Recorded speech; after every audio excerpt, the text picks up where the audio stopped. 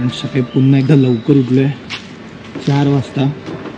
काल पण 4ला उठून रात्री 11 साडे 11 वाजता झोपलो आणि आता परत 4 वाजता उठलो. पटकन निघालो सगळेजण 4:45पर्यंत. आपल्याला एअरपोर्टला जायचं आहे. स्काय तर क्लीन दिसतंय.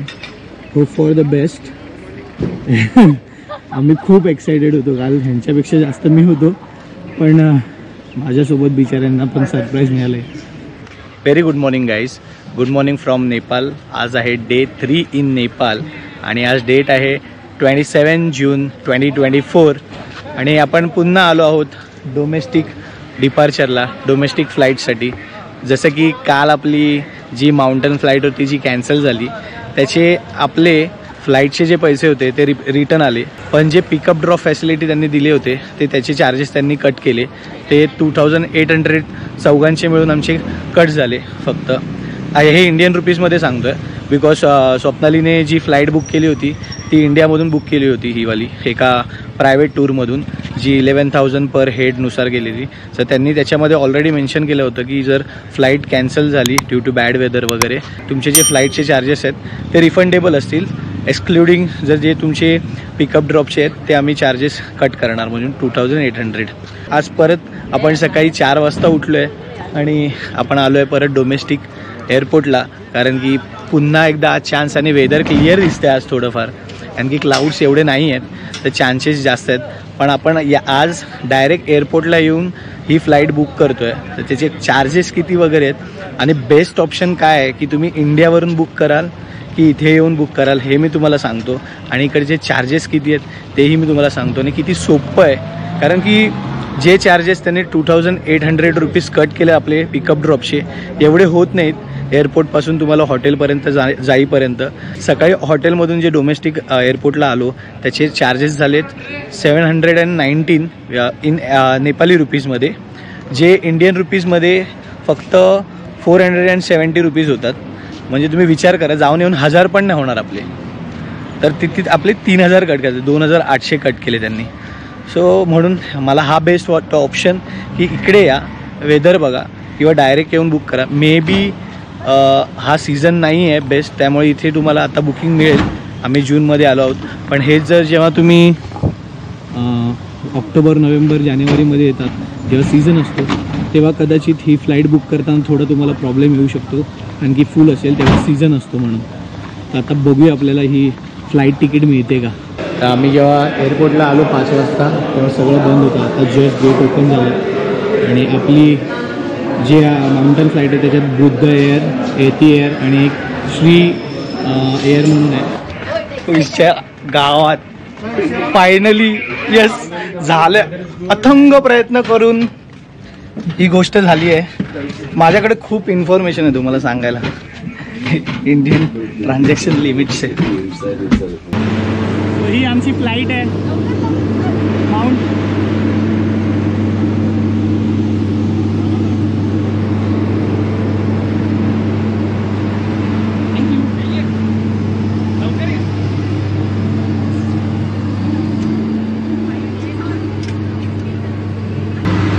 हा जर तुम्हाला माउंट एव्हरेस्टची फ्लाईट करायची असेल तर हा व्लॉग तुम्ही नक्की बघा, कारण की जे ATMs, जे ट्रान्झॅक्शन्स तिथे चालत नाहीत, मी सगळे याच्यात मेन्शन करणार आहेत. कारण की आमच्याकडे कॅश नव्हती, ऑनलाईन ट्रान्झॅक्शन आम्ही करत होतो, कुठलेच ऑनलाईन ट्रान्झॅक्शन्स झाले नाहीत आमचे. UPI करत होतो, सगळे फेल्ड होते. इनव्हॅलिड कोड कोणतेच दाखवत नव्हते. कुठलेच ATM ज्याच्यावर नेपाळ, भूटान वगैरे व्हॅलिड नाही आहेत ATMs, ते इथे ATM चालत नाहीत तसे. पण तर कालचं जे 11,000 आम्ही भरले होते, ज्याच्या थ्रू म्हणजे जो एजंट होता ज्याच्या थ्रू भरले होते, त्याला सांगितलं तू रिटर्न नको करू, तेच आमचे इथे भर, आणि आम्ही ही फ्लाईट बुक केली आहे. तर त्याने आमचे हे पैसे भरून ही फ्लाईट बुक केली आहे. सो हा व्लॉग एंडपर्यंत बघा गाईज, अमेझिंग एक्सपिरियन्स असेल. आणि याच्यानंतर आपल्याला सर्टिफिकेट पण मिळणार आहे की आपण माउंट एव्हरेस्ट बघितल्यामुळे. इथे प्रत्येकाला सिंगल विंडो सीट मिळते, कारण की तुम्ही एवढे पैसे भरता. तर एकदा राईट हँड साईडला येईल आणि एकदा लेफ्ट हँड साईडला येईल, आपल्याला दिसणार व्ह्यू पूर्णपणे.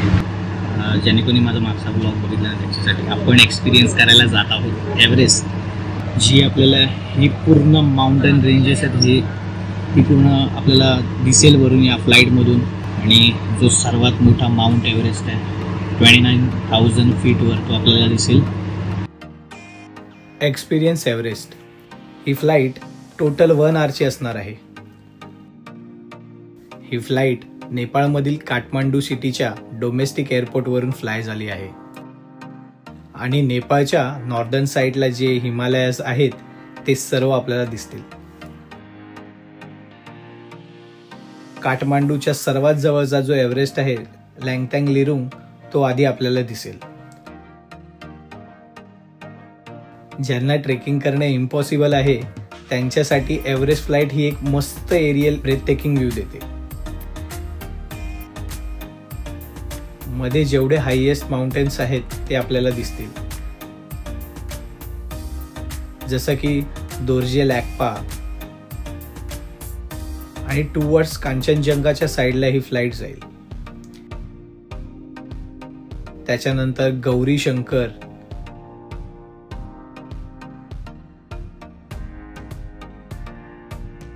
आणि मग सर्वात फर्स्ट हायएस्ट पीक जो आपण बघायला आलोय तो म्हणजे माउंट एव्हरेस्ट. आणि त्याच्या बाजूला माउंट लॉट्से जो 4th हायएस्ट पीक आहे.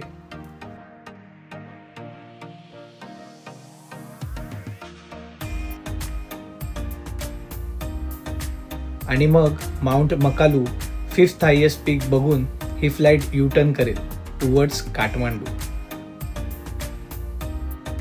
सो दोन्ही बाजूला बसलेल्या पॅसेंजरला ही माउंटेन रेंजेस दिसतील.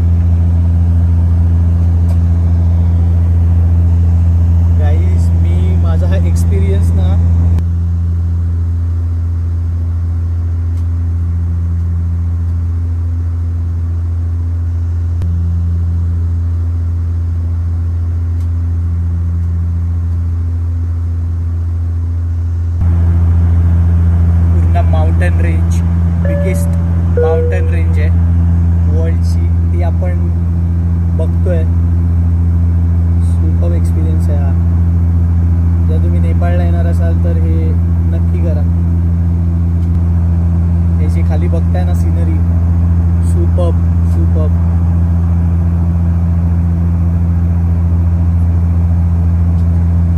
Seriously, thanks. Sitting on the right side, can see Mount Melongse and Mount Gaurisankar.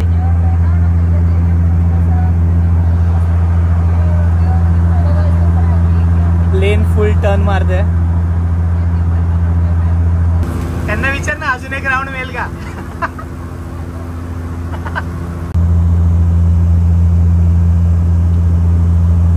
हा आपण जो एक्सपिरियन्स घेतलाय एव्हरेस्टचा, त्यासाठी हे श्री एअरलाइन्सकडून आपल्याला सर्टिफिकेट मिळालं आहे.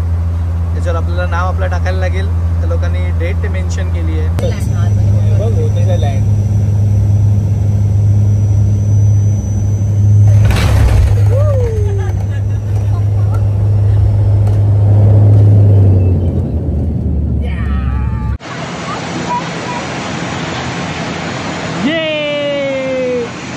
लँड चल आपल्यासाठी बस थांबली आहे.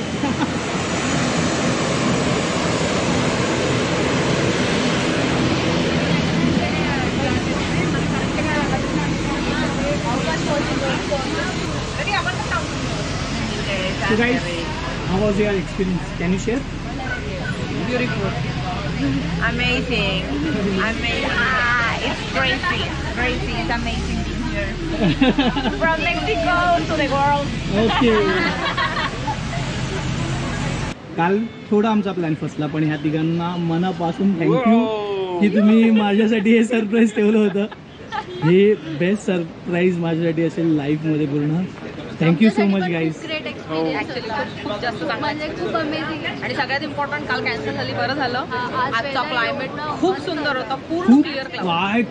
लाईट पडला होता एव्हरेस्ट. ऍक्च्युली माउंटन्सचे लेन स्टार्ट होतात ना तेव्हा काठमांडू एकदम डार्क ग्रीन कलरचे माउंटन्स दिसायला चालू होतात. आणि जसे जसे जसे पुढे पुढे जाऊ क्लाउड्सचे 2 लेअरमध्ये आपण प्लेनमध्ये बसलेलो असतो आणि अचानक आपल्याला असे व्हाईट कलरचे माउंटन्स दिसायला लागतात. तुमचा हा बुकिंगचा एक्सपिरियन्स थोडा शेअर करा की. ॲक्च्युली आम्ही जेव्हा स्टार्टिंगला प्लॅनिंग केलेली घरातून म्हणजे इंडियामधून जेव्हा आम्ही टूर प्लॅन करत होतो तेव्हा ताईने ऑनलाईन एका एजन्सीमधून फ्लाईट बुक केलेली, कैलाश, जी आम्हाला कॉस्टिंग त्याची पडली 11,000 रुपये पर तिकीट आम्हाला पडलेली. Indian INR. हां, इंडियन INR. आणि काल जेव्हा सकाळी आलो बॅड वेदरमुळे आमची जेव्हा फ्लाईट कॅन्सल झाली तेव्हा आम्ही परत इन्क्वायरी केली की आम्हाला परत नेक्स्ट डेला फ्लाईट मिळू शकते का. आणि जेव्हा इथे एअरपोर्टला इन्क्वायरी केली तेव्हा तीच फ्लाईट आम्हाला 8,000 ते 8,500च्या रेंजमध्ये पर हेड मिळत होती. सो खूप जास्त डिफरन्स असतो जेव्हा तुम्ही ट्रॅव्हल एजन्सीमधून तिकीट बुक करता आणि जेव्हा तुम्ही पर्सनली इकडे. मे बी जर तुम्ही जून जुलैच्या दरम्यान ट्रॅव्हल करत असाल जेव्हा मॉन्सून असतो तेव्हा तुम्हाला जर शुअर नसेल की तुमची वेदर कसा होईल आणि फ्लाईट कॅन्सल होईल की नाही, तर त्यावेळेस तुम्ही इथे येऊन ऑन द स्पॉट बुकिंग केली तरी पण खूप बेटर आहे. पण तुम्ही कॅश ठेवा, आपलं काही चालत नाही ना. आपले ATM कार्ड चालतात. आपलं एकही क्रेडिट कार्ड डेबिट कार्ड इथे एक्सेप्ट होत नाही कुठल्याही. आमच्याकडे आज सकाळी आम्हाला जेव्हा फ्लाईट बुक करायची होती स्वतःहून तेव्हा आम्हाला एकही सोर्स आमचा चालला नाही. नाही क्रेडिट कार्ड डेबिट कार्ड त्याच्यावरती लिहिलेलं असतं की UPI पण चालले. UPI पण नाही चालला. ऍक्च्युली गुगल पे अवेलेबल आहे, पण प्रॉब्लेम असा होत होता मला गुगल पेने त्याला टेक्स्ट मेसेज सेंड करावा लागतो, पण इकडनं टेक्स्ट मेसेज सेंड होत नव्हता. मी इंटरनॅशनल टेक्स्ट मेसेज असं रुपालीने इंटरनॅशनल रिचार्ज पण केला पण त्याचा उपयोग नाही झाला. जीपे नाही झालं. फोनपेमध्ये आम्हाला लिमिट होती 5,000च्या वरती आम्ही एक्सपेन्स नाही करू शकत होतो आणि आमची टोटल चौघांची होत होती 35,000. तर ते इम्पॉसिबल होतं आम्हाला फोनपेमधून बुकिंग करणं. सो प्लीज म्हणजे टोटल आमचा 4 जणांचा ॲक्च्युअल खर्च होता 37,000 इथे पे केले असते आम्ही तर एअरपोर्टला. आणि पण आम्हाला बिकॉज आम्ही कैलास टूर म्हणजे कैलास जर्नीमधून बुक केलं, सो एजंट थ्रू केल्यानंतर it cost us around 45,000. So difference म्हणजे 10,000 का. हां, फायनली आम्हाला फोन आज आम्ही ट्राय केलं. त्यांनी ह्या दोघींनी खूप ट्राय केलं सकाळी, म्हणजे काही करून आपण सगळं काहीतरी करून पेमेंट करून व्हायला, पण काही झालं नाही. शेवटी लास्ट ऑप्शन म्हणून स्वप्नालीने परत सकाळी एजंटला कॉल केला, त्याला सकाळी झोपेतून उठवला. इव्हन माझ्याकडे भीम UPI इन्स्टॉल होतं, स्कॅन केलं, सगळं झालं, अमाऊंट टाकली आणि खाली मेसेज आला की 5,000च फक्त मॅक्सिमम लिमिट आहे. बॅड म्हणजे काय यार फालतू या सगळ्यातून एक चांगलं झालं तर आमची फ्लाईट मिस झाली असती आम्हाला खूप वेळ सिरियसली झाला. 6:15ला फ्लाईट टेक ऑफ होते. हे लोकांचा 6:15चा त्या लोकांचा टाइम आहे. 3 पर्यंत आम्ही तिथे बाहेर तिथे होतो. बाहेर तिकीट पण नव्हती काढली आम्ही. नशीब आमचं चांगलं आहे की 7 वाजता टेक ऑफ केला फ्लाईटने. सो खूप लाईफ टाईम एक्सपिरियन्स आहे हा. नक्की घ्या तुम्ही. ट्राय करा नेपाळला Must, आल्यावरती. must. Must have experience. तर आम्ही याच्यावर स्वतःचे नेम आहे ते लिहिले सर्टिफिकेट्सवर.